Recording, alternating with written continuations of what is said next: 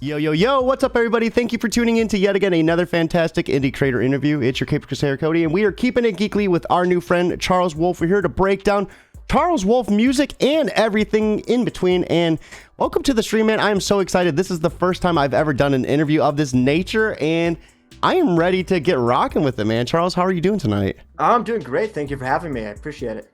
Yeah, absolutely. So, I mean, first things first, like, you have a slew of projects behind you, Yes. whole bunch of instruments that you have learned and can play just beautifully, man. Like, how'd you get involved with all of this? Like, you know, when did your very first steps into creating music begin? So the very first steps was when I started doing piano. When I was 7, my mom had to teach me, but I'm a very hyperactive person. And didn't sit still, one of those ADHD kids, and was not interested in piano at all. When I was 11, my best friend at the time played piano, and I was like, oh, that's so cool. I want to try that.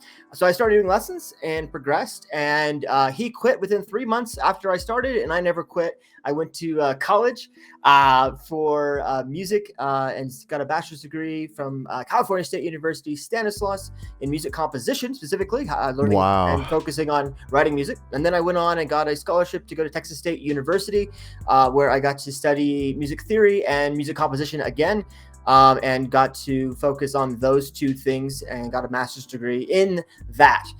So I am a classically trained pianist as well as a professional concert composer.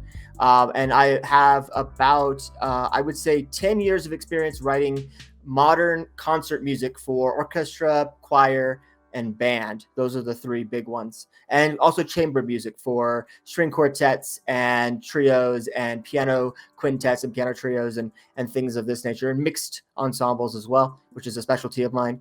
But then I transitioned into about 2 years ago when the pandemic happened. Things were a little bit slow. I've also am a private music teacher. So I teach piano and guitar lessons, of course, because most musicians teach as well as get to compose and work. And so because they were so slow in the pandemic, I've been wanting to get into composing more professionally, use my degree effectively for what it was intended, and decided to team up with a friend of mine, a very good friend, Taylor. I'm Strong Hearth. I forget the number, 65, I think, here on Twitter. And they made a little small rocket game, and that was the very first game. It's called Gem Trek. If you want to play it, it's actually on my website, Charles Wolf Music, and it's under one of the tabs at the top. The links is to game demo, and that's Gem Trek, and it's 5 levels of a small puzzle platformer game, and all the music is mine, and all the game is hers. And we worked together to get into it, and it was a lot of fun. Sorry, I didn't mean to interrupt you, but I loved it too because it's so simple. You space bar and then A and D, then nothing too complex. You could just jump right into it, right from the window. And the best thing is that music. I mean, it is really an understatement to say like how much music can impact the game. Oh yeah, set the tone, set the pace, set the ambience for it, the environment for it. But it really like just travels farther than the game, right? Like we're talking film, we're talking like any type of media that you consume. Music like is the backbone. Exactly, and it's music does a lot of things. It does a couple things quickly. It sets character, it sets scene and tone and atmosphere, and it also sets player expectations. So if you have a scene where you're starting an adventure, if the music matches that energy level, you can get the player feeling like, okay, now the adventure is happening. You also can cue the player for, like, say there's a boss coming up, the music suddenly shifts, and now, okay, the boss music kicks in, and there you are. So it's definitely, it drives a lot of what's happening. It's the kind of the one element that I think people, they think about if they really love a soundtrack. So like, I love the way that Samus sounds, or Legend of Zelda, or, name insert your favorite video game soundtrack here. It makes it iconic, it makes it interesting, but even so there's lots of tracks that just sort of fill the space, and those are still doing a lot of work, more than you realize in terms of energy level. So, I mean, it's making music is one thing, right? Like, following a scale, like making the chords go together, sound nicely. Being able to have like emotion like that is a whole different playing field. Like how do you like construct a song or or create something to have that level of impact within it? I mean, it just seems like so much has to go into it. The thing I mentioned before, it's nice having the classical background, because I have done a lot of analysis of other composers who have done other things. Now, these are classical composers, and having played a lot of their music and having played and analyzed a lot of music that's in that universe and in that world, there are things like mood and energy level, and there are elements of that I can borrow and bring into video game music. When I'm writing video game music, I don't think of it as I'm writing video game music in the sense that it's just kind of second tier B-level stuff. I think of it as just I'm writing music. I just happen to be writing for 8-bit synthesizers that have simple square wave and a saw wave and a simple recognizable sounds, that it doesn't matter that I happen to be doing that. I'm conceptually thinking of it as a string quartet if I have 3 or 4 instruments going at once. Even though it's a video game backtrack for an adventure, I think of it as writing music, I think, is the answer. How do you do that? Well, understanding how chords and melodies and scales go together is really helpful. Part of it is playing on the piano and sort of improvising through things until I find something that I feel like is hooky and interesting. And part of it is also driven hugely by the client. I'm very fortunate. I've gotten to work on over 30 plus indie video games in the past 2 years, writing music for demos and trailers, writing music for the full soundtracks, partial soundtracks, contributing a few tracks just to the game. I've done it all, and then that level of complexity and how much I've gotten to do, and I'm very grateful for it. And what I often will ask people, it's kind of hard to talk about music. It's sort of like there's a great quote, dancing about architecture. And it's very true. It's very difficult to describe. So one thing I'll often do is have people, hey, send me some music that you're currently using, you already have in the game, or maybe a soundtrack that has kind of the vibe. It doesn't have to be exactly what you want. And in fact, it's what I'm going to make is not going to be the same as that at all. But I just want to get the energy and the tone and maybe the instrumentation. And I can listen to a piece of music, analyze it, figure out, okay, what's going on over here. And then I can go and, then write my own thing with original melodies that are, totally original, totally new for the product, and then deliver it. And getting to send demos out, people listen to it, they can give me feedback, make adjustments, and then once it's approved, we go from there. And thankfully, the one thing I'm good about is I work pretty quickly. My average turnaround is less than 10 days. Wow. On average, 10 business days. So I'm very quick with things once I get the vibe you're looking for. So I really love doing this. This is almost my full-time job. I would say I'm 60 to 70% of the time I'm writing and composing music, and the other 30% of the time I'm, of course, doing private lessons to make the rent, as that's the steady thing. But the rest of the time, I'm all about the music, man. Writing music is my passion. Hey, speak of the man himself, we actually have Carbine Games over in chat, the man, the myth, the legend. Awesome you have the Wolfman on. We were actually backstage and I was going over projects. I'm like, dude, man, you got Daniel from American Dreams and Night Wrath on here.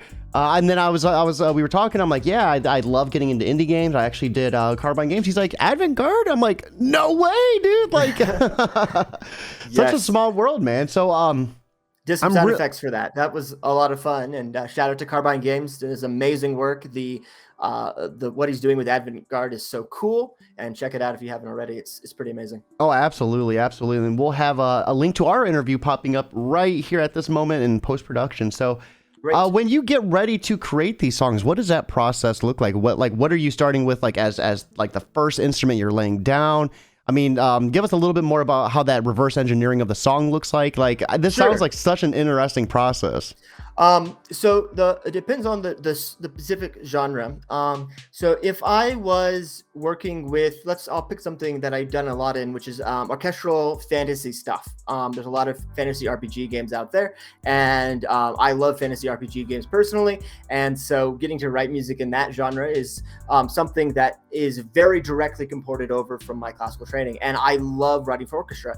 And so when I'm working with orchestra, the first thing I will do if you sit down at the keyboard, and I will work out usually either some chord progression or more often the motivic content. So what do I mean by that? A motive in music is a short musical fragment. And the way I like to operate and write music is very much like the music of Brahms, music of Beethoven, and where you take a small segment, a small cell of music, and then you take either the rhythm content or the notes, the melodic content, and I will repeat them and vary them and alter them. And so you get these repeated little structures that are ear-catching, but also sound continuous. And so the way I will start is just by simply figuring out kind of the basic structure of that. Once I have the piano stuff figured out, I'll go over to load up my orchestra. I use a lot of these Spitfire orchestral things. I use BBC Orchestra. I've used a lot of their Spitfire Labs stuff, which is really great. It's also free, so anybody who wants to get into this, check out Spitfire Labs. It's amazing. It's like 80 instruments that are totally free. You can go get right now. Thank you for that, because we always love like programs that will help anyone interested in starting. Yeah, exactly. So thank you. No worries.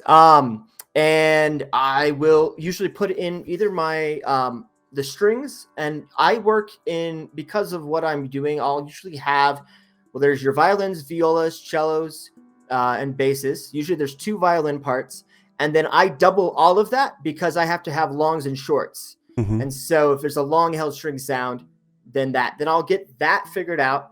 And then I will, as I'm working, if I hear a horn line, or French horn, or if I hear an oboe or a clarinet solo or anything like that, I'll drop that in almost immediately. It does vary how exactly it all gets together, but I work very linearly. I start at the beginning, I write left to right, and I write left to right, and kind of just go through the piece, and it unfolds, and I'll just kind of play it, and I'll stop, and I'll listen to it, and okay, what comes next is usually the question I'm asking, and kind of break it up that way. It is really driven by the project. Let me give you some examples. If you jump over to, let's see, if I go over to my SoundCloud really quick, I'm thinking of like the soundtrack to Paladin's Oath.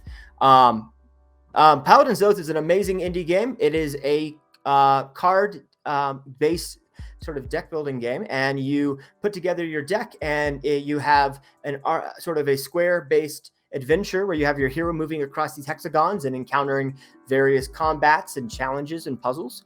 And in this game, which has done really, really well, I'm happy to say, by Fire Biscuit Games, I believe. Let me just double check. I want to get. Sorry. I'm just scrolling. You hit.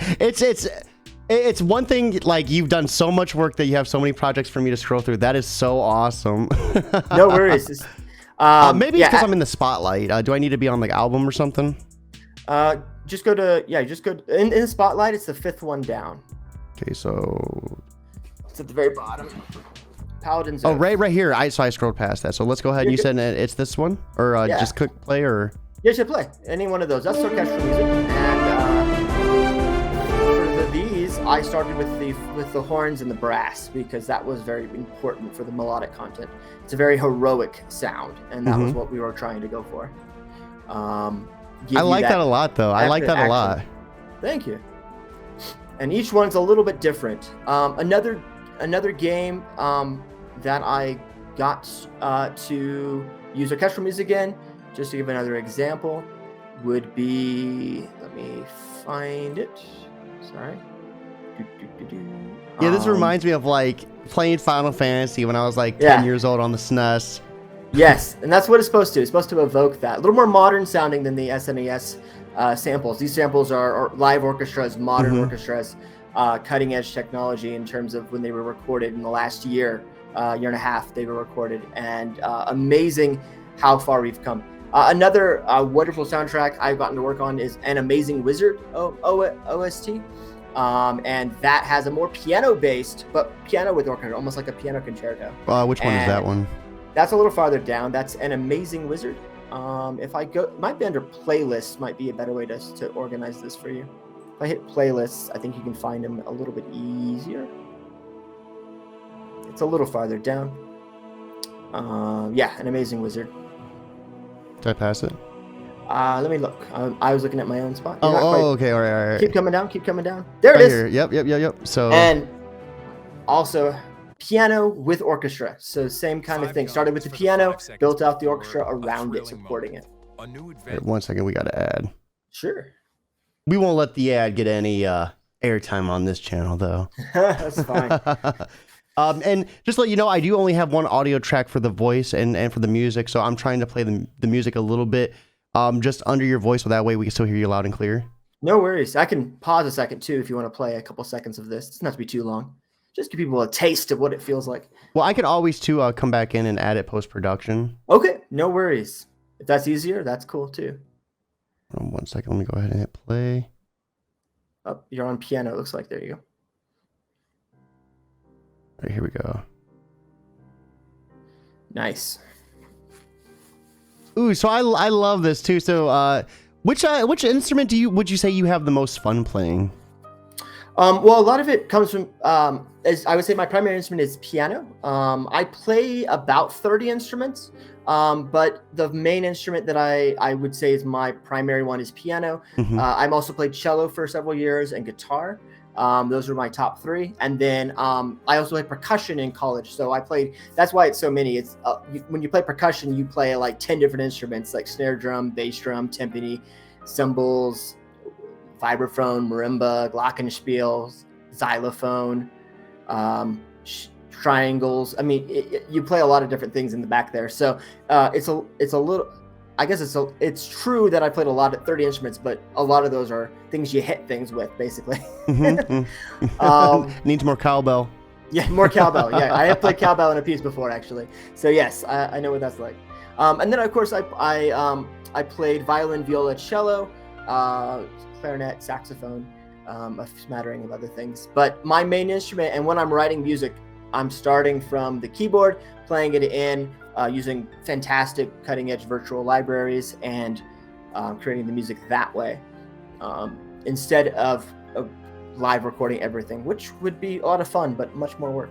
I'm just really impressed because like I played guitar for quite some time, and I have such a hard time, like even like when playing acoustic, like everything starts to sound similar or in the same like vein, and like how are you like you just break that realm so easily. It feels like every piece that that we're listening to is like just like a whole different level compared to one another. I love it. Oh, thank you. I think again, I have to credit my teachers that I had in college, which were always pushing me to write music that was either in my comfort zone or often outside of my comfort zone. Try to create something that is so distinctly different, and try to do things that no one has ever done. I wrote a choir piece where there is only singing in the last 20 seconds. And the rest of the time, the choir is doing sound effects with their voices and are chanting various words in poetry, which was really different. That's a very unusual way to approach a choir. And it was a lot of fun, but very challenging to try to create and audiate the entire choir in my head and figure out, okay, who's going to say what. And I think at one point in that piece, I think I have the choir split up, which is normally 4 parts. It's split into doubles, so it's split into 8 parts. So 8 different things are happening simultaneously, which was a lot of fun, but was definitely like, oh man, keep track of everybody. Okay, we're good. I like you showed up to production. They're like, "Where's the instruments?" Charles was like, "Hold on." So, yeah, but that's a good example. I also have done, I don't just do that. I love writing chiptune music, 8-bit stuff. So I've done a lot of stuff for that. I've done a lot of 16-bit stuff. I gotta give do you have, not to interrupt, but an example that we can play while you're talking about it? Yeah, absolutely. If you go, let's see, let me go back and tell you, let me go back to all, and let me find, let's go down 3 from the very, very top under all, Spotlight. And go to the Island of Spirits. This is actually on Spotify. If you guys want to check that out there, it's Charles Wolf Music there. But it's also here on my SoundCloud, Charles Wolf Composer. It's on SoundCloud. And the Island of Spirits, this is by Madox, an amazing developer. This is a roguelike. And this is a currently 21 track OST. official soundtrack, and it's going to be probably 30 or 40 tracks when we're done with it. I'm writing. This has been an ongoing project from nearly the beginning. So the last 2 years, we've been working on this collaboratively. He's been doing an amazing job with all of the wonderful pixel art, adventure roguelike style, and then I've been contributing tracks as needed to fill it out. And so, which one should I pick? I'll play the main theme. I mean, I think the main theme is going to be the catchiest thing, and so the first thing I wrote for this game, so it really captures the vibe. I like that a lot. Yeah. So for this game, I wanted to have a classic 16-bit SNES or Game Boy Advance-esque sound, but slightly more modern. I always wanted to be emulating that retro feel, but being able to use modern technology. You're not quite as limited. You actually can have more sounds happening simultaneously. And in this, I'm actually using what's called counterpoint, which is a lot of melodic structures that are intertwining and overlapping. And so you'll have multiple melodies happening simultaneously. I love the little I don't are they called arpeggios, like in like dude, it was so awesome. You're talking, it's just like I'm like, dude, that is so sick. Thanks, man. Yeah, arpeggiators are the arpeggios is what is happening, and then an arpeggiator is a synthesizer that does that. Dude, that was so fire, man. Thanks, man. So what would you say? Well, like, what's harder? Is it that type of music, or would you say like the Final Fantasy type music? Well, right now I'm working on a game and a project that is called Jackie's Wacky Adventure with KC Clark, I believe, KR Clark, I think it is. And for that game, I'm writing metal music. That's SNES metal. So it really depends. And that was a jump for me. I've done metal before in one project. And so jumping into writing, I like metal. I've listened to a lot of metal. I'm a big fan of Dio. But let's just take that and let's create that in a way that feels retro and feels very cool. And so I actually wrote a very modern, realistic metal version, and recorded it in and sent that to the developer for one of the parts. And then I sent a very more SNES style for the other. And we actually ended up using both for the game, which is a first for me to actually have like a more modern version and a more synthetic version, for lack of a better word. And it turned out great. I find that it's nice to jump out of my comfort and try to write something. A good example of that, actually, I'm working on a project as of today. I'm working on writing an original song. I do songwriting, but I often do mostly instrumental. That's my wheelhouse. Thankfully, I didn't have to come up with the words. The words are already done. I'm just writing the melodic content and the melody for an a cappella version, and starting to work on that this afternoon, actually. And so they have like the vocals like already laid out?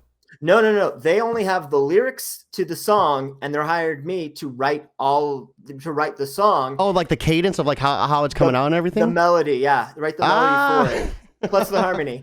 For them, then the developer is going to go ahead and record it. It's a multimedia project for YouTube. It is, let me quickly grab my note here. I made a note, so I wanted to mention the project. This is so cool. 1 second. There it is. Lance's Inferno by Adam Stuck. And that's coming out 2023. I can't say much more about it due to contracts, but that's a good example of doing something new that I haven't done before. Yeah, that seems like it's like a whole like different playing field, like trying to come up with like not only like how it sounds good playing, but also like singing wise too. Just sing it too. Yeah, it's similar process. And I have written vocal music before back in college, but it is to match now you have to worry about things like syllables. Because you don't want to be emphasizing smaller articles like an or a the. If you sing a melody, let's say I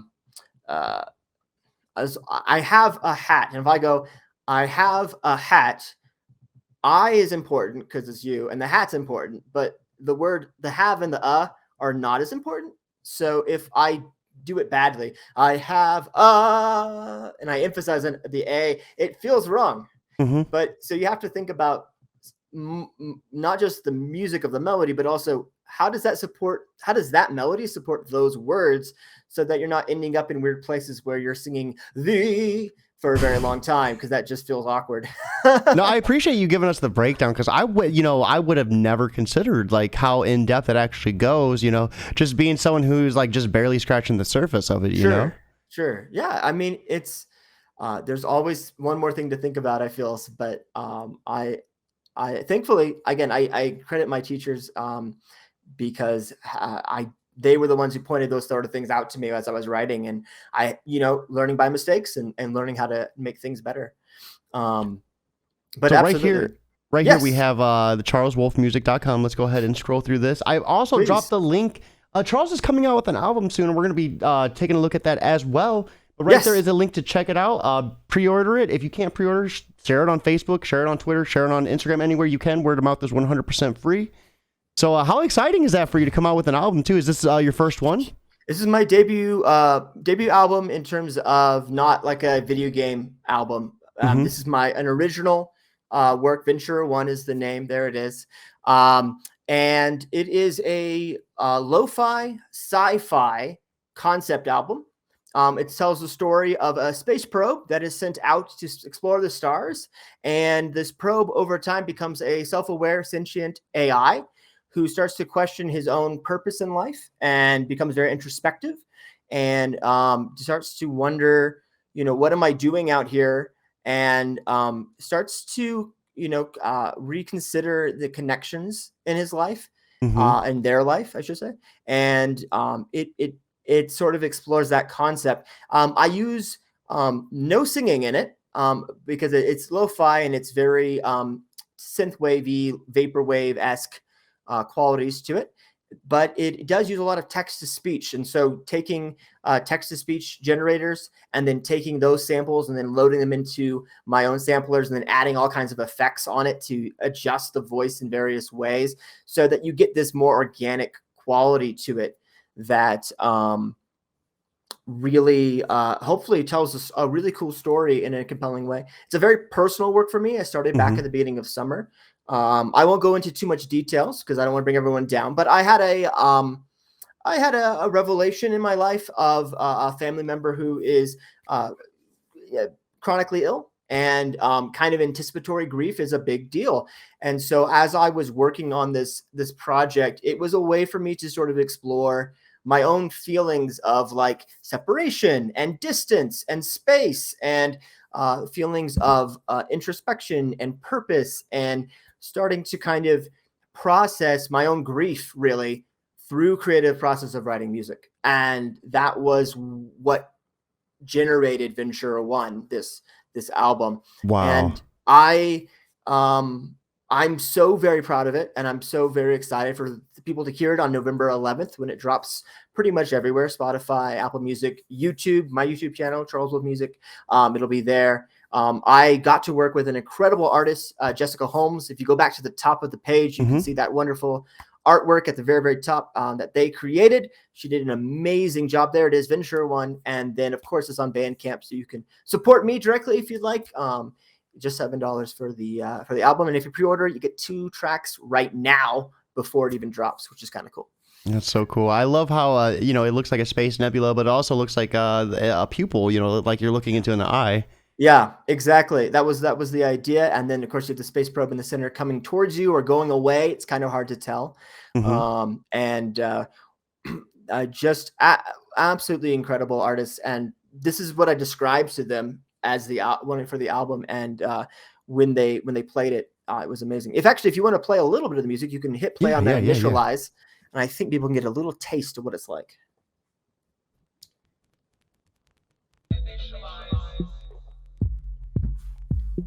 It when you were telling me the concept about it, reminded me of that. What was it? The probe we sent to Mars, where it's like the robot. It's like powering down, and it was like the saddest thing ever. It's like, oh no, don't do that. Like, let me come get you.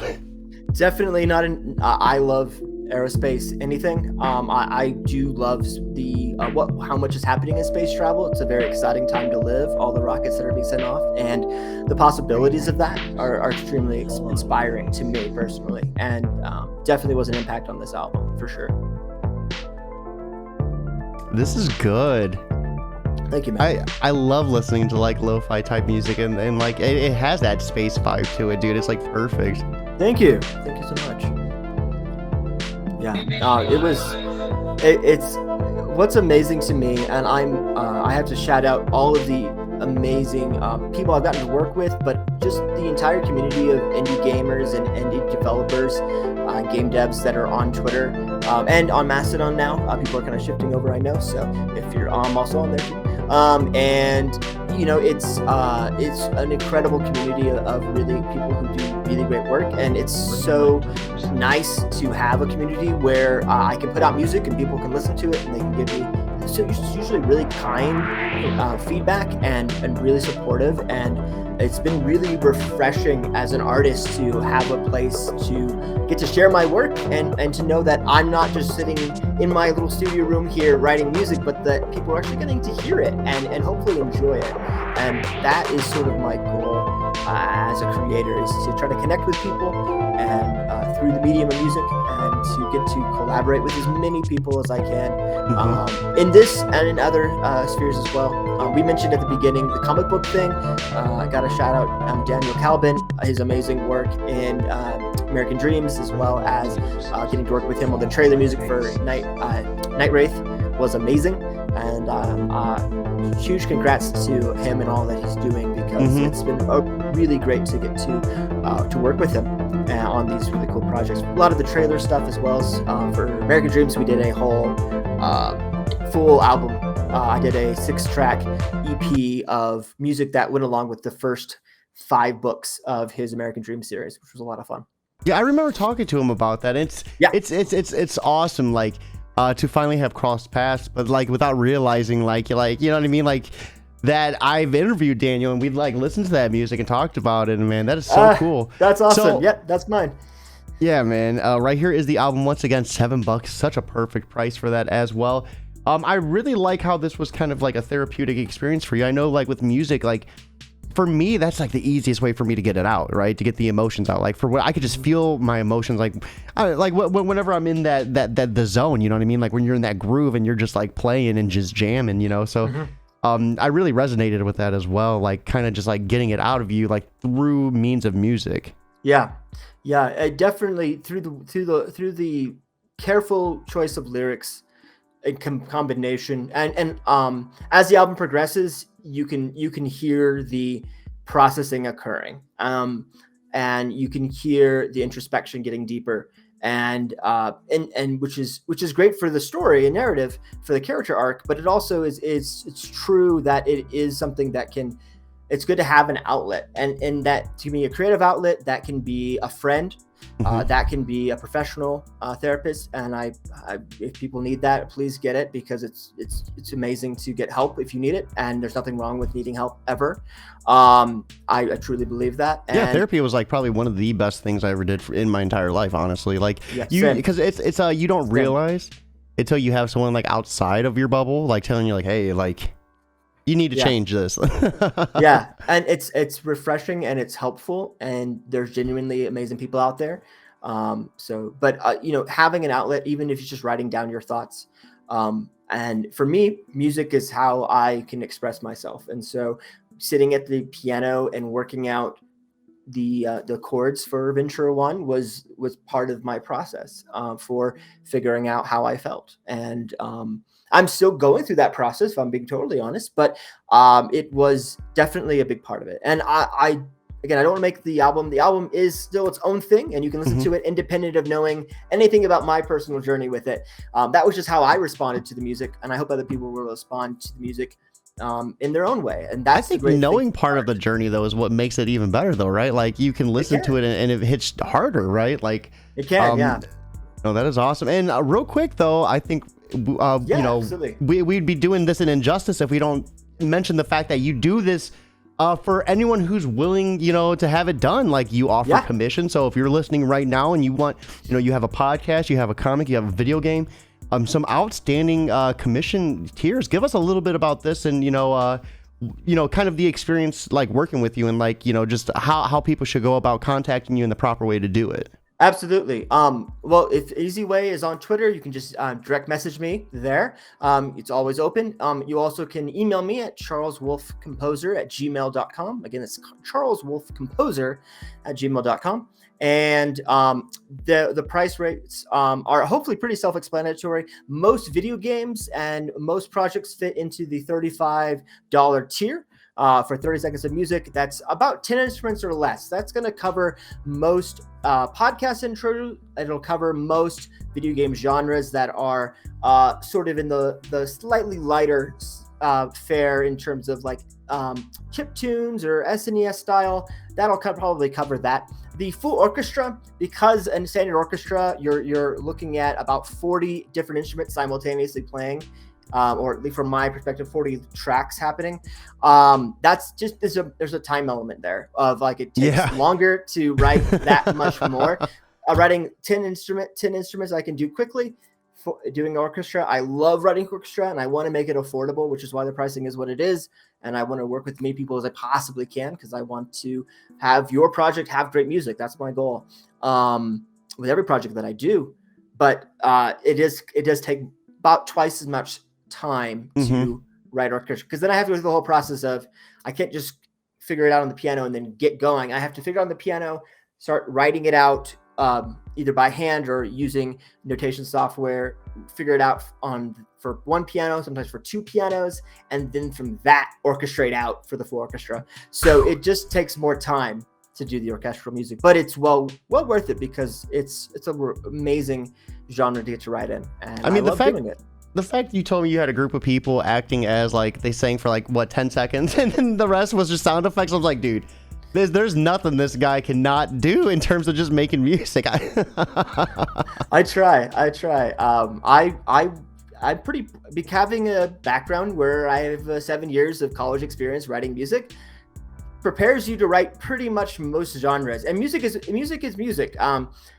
Even though while I grew up playing Mozart, doesn't mean that when you listen to a Led Zeppelin track or you listen to something popular right now on the radio like Billie Eilish, the music, the chords you're using and the way the process of music, it works for all those different various genres. And you just having that background means I can listen to, figure out what the elements of a genre is and apply it.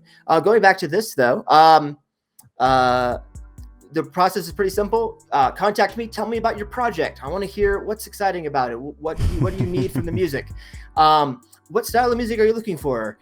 Do you have any examples of something similar to what you're imagining? If from other video games, from other soundtracks, what I create will be my own original thing. But if you can give me the vibe with some other music, that's really, really helpful.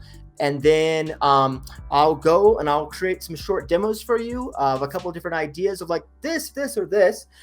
Sometimes, like I mentioned, we'll use all of it. Sometimes we'll use none of it. I've had it go both ways, and that's totally okay. That's part of the process. Once we get a demo in the right genre and the right sound and it's working for your project, I'll start to expand out from there and write as many tracks as are needed. Some projects, I'll do one track for someone, and that's the whole project. I did music for a pinball machine which was Drained with Nicholas Baldridge, a bingo podcast. I'll actually be on bingo podcast this week on Wednesday night talking to him. Can't wait. And I did 50 tracks of music for that game, for that pinball machine. And I did 80 sound effects for that game. And that you can go to my SoundCloud and listen to it right now. Not that you have to do that right now, but people can. And it was so cool to get to write that many tracks in a unified style and in a unified, cohesive thing. And that's impressive. That is impressive. I gotta ask, like, what goes into making a sound effect? Like, that sounds like it's a whole different thing than like just like composing the songs themselves. It is a whole different thing. To keep it short, because I know we've been going for a while. To keep it short, I'll say a lot of times I'll start with sound effects, either recording. For example, I'll have my mic here and I'll have my glass of water, and hitting the glass or flicking the glass or swishing the water around. You can make various sound effects that way, which is kind of a Foley approach. And then I can take that effects that I've recorded into my computer, into my digital audio workstation, and then I can add effects within the software to the real sound that I recorded. And then you can layer real sounds with synthetic sounds and start to mesh it so much. Mesh it towards a final sound. That's what you want. For Drained, to be a bit more specific, because that was a retro 80s style pinball game, right? All of these sound effects are totally made using a synthesizer. And I went in and started creating patches, which are basically making instruments for the synthesizer. And but what I did was I made sure to detune them all. So none of the pitches are, when I play my keyboard, it's not the pitch I'm playing on the keyboard. It would be purposely off. That way it would necessarily stand out from the music. So do you are they detuned in an octave, or how do you make it to where when the key you're hitting is still in sync with the key that's being played? So I would detune it. That's a good question. I'll detune it exactly by a quarter tone. So on the piano, if I go from a white key to a black key right next to it, that's called a half step. That's as close as possible as you can go on the piano, is from a white key to an adjacent black key. In between those two pitches does exist an actual note, and many notes in between them. But in our system, we don't have one on the piano to represent that note that exists in between these two pitches. So what I'll do is the synthesizer, and synthesizers don't care. They'll do anything. I'll tell them, okay, I want you to adjust the basic pitch of this instrument to be halfway in between two actual notes. And then everything I do on top of that, because I'm starting from a place where it's off of the normal piano, it's not fitting with the piano. And I wrote everything before using the standard tuning of a regular piano. I knew all the effects would stand out against the music, because they're gonna clash. They're not gonna be going together. The other thing I did is all the sound effects for that game. There's a lot of swooshes and it's a pinball game, so there's a lot of bells and clanging things. And so I would try to make the effects so that they weren't static. Instead of being like a sound, it would be like a or so there would be pitch shifting across the entire sound to get it to move. So it's a whole different process. As a composer, I love writing music. It's probably my favorite thing to do. I enjoy the challenge of sound effects, but it is a grind, if I'm being totally honest, and in a way that can be sometimes a little unfun. It's like, okay, this is getting into actual work now. Normally it's just fun all the way down, but sometimes. Man, this has been such an awesome podcast. Charles, I appreciate you swinging by and breaking down everything that goes in composing music. It's, I went into this thinking it would be learning a bunch of instruments, mastering them, but there is so much science and everything else that is behind it. And it's it's a whole different playing field, man. I appreciate it so much. Before we wrap up things completely though, I always love asking a piece of advice. So for anyone who might be new, and let's say they're just interested into getting to playing one instrument, what would be your biggest piece of advice for them picking up that instrument and sticking with it? Okay. I think the biggest piece of advice I can give to someone, say, learning a new instrument is it's easy to overthink things. And so if you kind of make things a big deal in your mind, and then they are emotionally a big deal. But if you kind of don't overthink it, but just focus on each day, I'm going to commit to touching my instrument, playing my instrument for 10 minutes, 15 minutes. And if I did that every single day in a week, I would have an hour and 45 minutes of practice time for doing 15 minutes each day. That is better progress than trying to do an hour cram session before your lesson the next day. Yeah. So what I would recommend is just make it a habit, but don't think of it as I'm making a habit. Oh no. Think of it as just as today, each day, 10 minutes. If it's almost bedtime and you haven't done it, then stop everything you're doing and just do it. 10 minutes. It's not a big deal. 10 minutes. People can take 10 minutes out of their lives, and they can't find the time. You have to make the time. That's the hard part. Yeah. But that's my advice. I got to stop this podcast right now. Make the time. Let's go. Yeah. No, you got it, man. I got my You can't see it, but my acoustic's over there collecting dust, man. You motivated me to pick it up. Awesome. That's great. So with that being said, everyone, right here is the link once again. Be sure to check out this album that is coming out November 11th for $7. Be sure to pre-order it. And if you can't, simply sharing it on Facebook, Twitter, word of mouth is 100% free and it goes a long way. This has been a fantastic Saturday night. Charles, thank you for swinging by once again. Everyone watching, I hope you have an awesome night, but most importantly, keep it geekly.